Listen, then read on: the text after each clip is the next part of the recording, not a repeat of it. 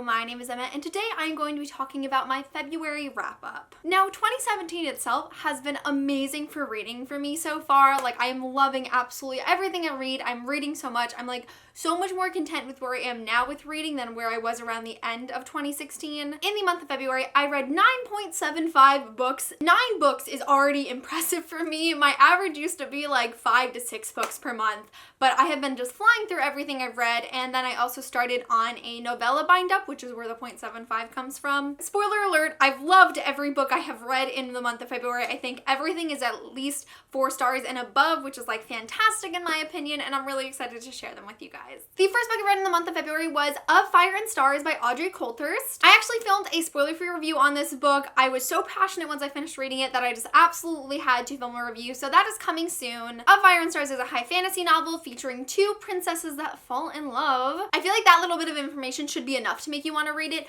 but the catch is one of the princesses is engaged to the other princess's brother. Oh my god, it was so good. This is actually a standalone fantasy novel, and I'm really disappointed because I want more of Denna and Mare. I gave Of Fire and Stars 5 out of 5 stars. I loved this book so much. I had so much fun reading it. It was a totally intoxicating reading experience. The romance is just so steamy. There's so much unbelievable chemistry between the 2 characters that it is like one of the best romances I think I have read in such a long time. I originally got this in an Owl Crate box from December of 2016, and I was hooked immediately, but then there was the Own Voices Square on Diversity Bingo, which is a reading challenge I'm participating in for Own Voices, and this is an Own Voices novel as the author is an LGBTQ+ author. So yes, I loved Of Fire and Stars. I would highly recommend it to anyone who's looking for more diverse fantasy books, or even if you're just looking for a really great fantasy romance, this is definitely one you're going to want to check out. The next book I read in the month of February is a completion to a series I've been working on for a few months. That is City of Heavenly Fire, the final book in the Mortal Instruments series by Cassandra Clare. I've been listening to these on audio, and I have just been loving the experience. I see the same thing in like every single wrap-up,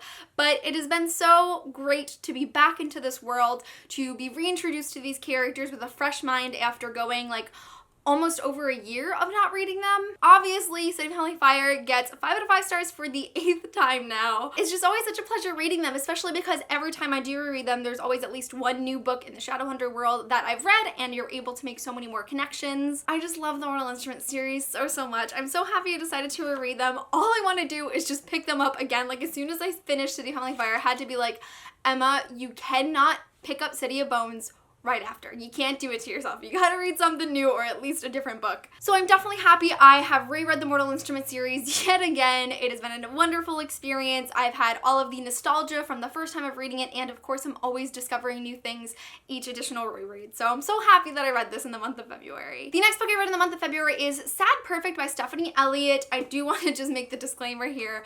I'm not going to be showing the dust jacket in any of my future videos where I talk about Sad Perfect. I feel that the cover might be triggering to some people who have been survivors of self-harm, and it's something I wish I could correct in the videos that I have already posted on this book, but just to keep you all safe and protect you a little bit more, you're gonna be seeing a green cover now. I did post a spoiler-free review of Sad Perfect already on its release date because it came out in February, so if you want to check out that spoiler-free review, it's in the description of this video. Sad Perfect follows 16-year-old Pia, who has just recently been diagnosed with ARFID, which is an eating disorder known as Avoidant Restrictive Food Intake Disorder. I gave Sad Perfect 4.5 out of 5 stars. I really enjoyed this book. I was personally able to relate to it on a very personal level, and it did a lot for me, so I love it for that reason. If you're more active on other platforms like book Twitter, you've probably heard there's quite a lot of controversy around this book, as somebody posted a review claiming they were very harmed by the book, and that's very disappointing to me because I loved this book and it meant so much to me, and I'm really upset that it didn't have that same effect for somebody else, but I understand representation is relative, and not everyone's going to view books the same way I do. So if you would like to check out that review and see how a different person's opinions came from this book, I will definitely leave that in the description below. I do my very best to keep you guys educated and provide additional information, especially regarding a book that I've been promoting because it was sent to me by the publisher to review. So that source is there if you'd like to consider a different perspective before picking up this book, but all in all, I really enjoyed it. As the final few days of February to the first few days of March was NEDA Week, National Eating Disorder Awareness Week, I wanted to create a video compiling some of my eating disorder recommendations, so I wanted to kind of open up my mind a little bit, check out a disorder that doesn't get enough literature rep, as well as maybe do something for myself in the process. So that book is Crave, Why You Binge Eat and How to Stop by Cynthia M. Bullock. As you can probably assume, it is all about binge eating and binge eating disorder. A lot of people don't even recognize binge eating disorder as an individual disorder, and there just isn't a lot of literature on it, especially fiction, so I decided to go the route of nonfiction and really educate myself on this topic. I personally really enjoyed Crave. I feel like if you were somebody who is dealing with binge eating or binge eating disorder,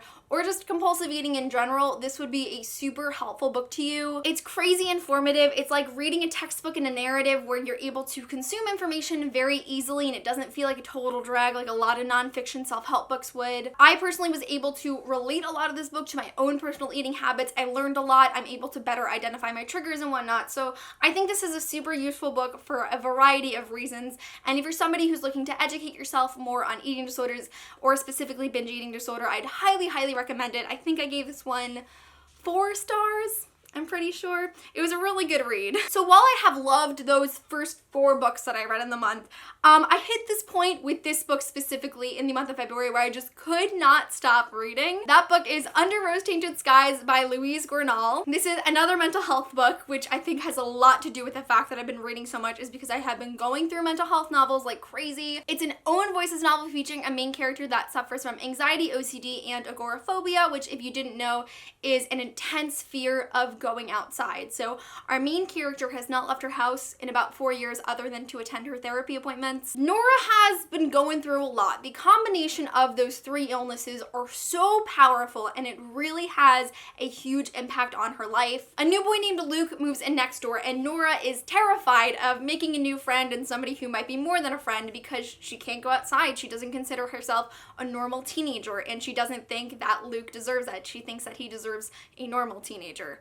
Emphasis on the air quotes. This is another book that I picked up for Diversity Bingo as it features a main character with an invisible disability because like I said, all of those illnesses have a severe effect on the functioning for Nora. This book was so emotional. My mom is actually reading it right now because I make her read all of my books, but I loved this book. I gave it 5 out of 5 stars. Definitely one of the greatest mental health novels I've ever read. I think I would recommend this like above all. Now if you ask me like my favorite mental health novels, this one is absolutely at the top. It's so emotional. You'll be crying all the time. I promise you. It really hits you in the feels and I feel there is something that everyone can relate to at this book. In addition to the 3 disorders that I've described, which you might want to be wary of if it's something that you feel could trigger you, I do want to put a trigger warning for self-harm on this book as well because it's not mentioned in the synopsis and I feel like you guys should be aware of that going into this book. Literally, I cannot think what to say about this book without just telling you how much I loved it and how much it means to me. I really do think everyone should give this book a chance. I would just highly recommend it. I think out of like almost every book on this list of reads for February, this was by far my favorite just because it was so fantastic. The next book I read in the month of February is A Tragic Kind of Wonderful by Eric Landstrom. Another mental health novel. Do you see a theme here? This book features 16-year-old Mel who has bipolar disorder. Automatically, this is definitely a book I have not read before. I've never read a book about somebody with bipolar disorder and I don't have bipolar disorder, so it was interesting for this to be the first book about mental health issues that I wasn't able to directly relate to in some way. So in addition to taking care of her mental health, Mel has been dealing with some friend issues. Some time ago, she lost a very close group of friends, and recently some of the reasons as to why that friendship ended have bubbled up out of nowhere. So Mel is dealing with that. Also, her bipolar disorder has been a secret. She's never shared it with any of her friends. Only her family knows about it. And that's really all I want to say about this book because I feel like to tell you what happens from there kind of spoils the ending, and the ending is the best part about this book. I give A Tragic Kind of Wonderful 5 out of 5 stars. Another really emotional read. The ending just had me in tears. It was so raw and authentic. The transition Mel goes through is like unbelievable. I can't tell you how pleased I am with this novel, but oh my goodness, this book was just fabulous. I would highly recommend you guys pick it up if you're looking for a contemporary mental health read and one that's gonna give you all the feels. The next book I read in February was Our Own Private Universe by Robin Talley. This book follows 15-year-old Akai who is in Mexico on a missions trip with her youth group. Akai has kind of been questioning her sexuality for some time now and she identifies as bisexual. She meets a girl from a different youth group that they're on the trip with and she realizes that this is the first time she might be able to pursue some of the thoughts she's been having for a very long time. I personally really loved Our Own Private Universe. Again, I gave it 5 out of 5 stars, and I will have a spoiler-free video review coming very soon. But in the meantime, if you would like to get more of my thoughts on this book, I will leave my Goodreads link below because I have a huge review on it there as well. There's just so many positive things about it. It's very inclusive. There is so much talk about questioning your sexuality and really discovering your identity, and safe sex is a huge part of this book, and safe sex for girls, which is like fantastic, and I couldn't be happier. Again, I will have a review of Our Own Private Universe up very soon, but I really loved this book. I'm so thankful that Harlequin sent it to me because I absolutely loved it. The next book I read in the month of February is When Dimple Met Rishi by Sandhya Menon. This book comes out in May, so I read it a couple months early, and I really wish I had waited because I'm just like, I want to talk about it now. When Dimple Met Rishi is another book that I used for Diversity Bingo for an Own Voices novel with Indian main characters. This book follows Dimple and Rishi, who are two Indian Americans that end up going to the same summer program. As it turns out, these two have a potential or suggested arranged marriage for the future, and Rishi goes to the summer program that Dimple is already going to be attending in order to kind of get to know each other and see if they're really compatible. This book was fantastic. I gave it 5 out of 5 stars. It's another one that I just like loved so much. It's honestly the funniest book I have read in so long. The humor is A+, and you'll be laughing out loud while reading it. I also feel so much more educated about Indian culture after reading this book. It inspired me to do my own research, and I really, really loved it. If you're looking for a cute summer contemporary read, I promise you this is it. It comes out on May 31st, I believe. May 30th, but I promise you this book was fantastic. I'm so happy I read it. It's definitely one of my favorites of the year so far. Pre-order it, request your library carries it. Definitely get this book into your hands this May because it's going to be a fantastic read for you guys. The next book I read in the month of February is The Sun Is Also a Star by Nicole Yoon. Another book I'm using for Diversity Bingo about an immigrant main character. I knocked off a lot of Diversity Bingo books for this month. Everyone on BookTube has read this book, so I'm sure you've heard of it. It follows our main character named Natasha, who is an undocumented immigrant from Jamaica who is actually facing deportation the day this book takes place. And then we also have Daniel, who is a Korean American boy, and Natasha and Daniel meet on Natasha's last day in America. So this is really the story of how they fell in love after one day, and I just thought this book was so well written. I gave it 5 out of 5 stars. There were definitely parts of this book that I wasn't really feeling originally while reading, but things started to make sense, and all the problems I really had with it kind of melted away. It's not just the narrative from Natasha and Daniel's point of view. It also goes into different people they meet throughout the day and some history. So it was a little bit of a funky prose, but I really enjoyed it by the end of it. I think this book toys with fate in a really interesting way, and it really works. Like, it's probably the quickest case of insta-love there's ever been, but it's executed so well that you don't really think of it as insta-love. It was a really, really impressively written book. I loved it. I can't wait to read more of Nicole Yoon's books in the future because this was the first one I read from her. But I'm so happy I finally got around to reading it. I totally understand the hype now, and I really loved it, guys. It was great. I'm so happy I read this book this month. And then the final books that I read in the month of February were the novellas, and of course, because I finished the Mortal Instruments series, how could I not go on to Tales from the Shadowhunter Academy by Cassandra Clare, Robin Wasterman, Maureen Johnson, and Sarah Reese Brennan. I listened to the first 7 audiobooks for each novella, and oh my goodness, the audiobooks are so great. They're each narrated by somebody else, and if you're looking to read Tales from the Shadowhunter Academy, I would highly, highly recommend the audiobooks. All of them have gotten 5 out of 5 stars, of course. My thing with Cassandra Clare in short stories is I feel she excels so much better with full, fleshed out novels. I feel like she's a little restricted by the short story